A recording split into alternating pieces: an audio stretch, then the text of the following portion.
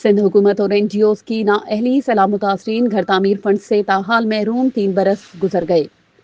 جوہی دادو ضلع کی تحصیل جوہی میں سیلاب متاثرین تاحال اپنے گھروں کی تعمیر کے لیے فنڈز سے محروم ہیں۔ 3 برس گزرنے کے باوجود سندھ حکومت اور NGOs فنڈز جاری کرنے میں ناکام رہی ہیں، جس پر متاثرین سخت پریشانی کا شکار ہیں۔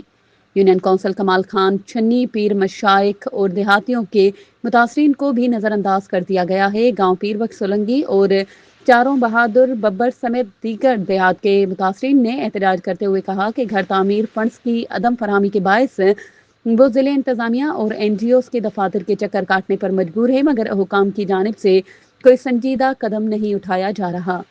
مظاہرین نے الزام عائد کیا کہ آنے والے افسران کھلے عام رشوت ستانی میں ملوث ہیں، جبکہ ایجنٹ مافیا سرگرم عمل ہے۔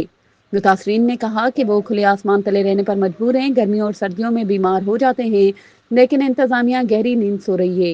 احتجاجی مظاہرین نے سوال اٹھایا کہ اربوں روپے کے فنڈز کہاں گئے اور کہاں خرچ ہوئے۔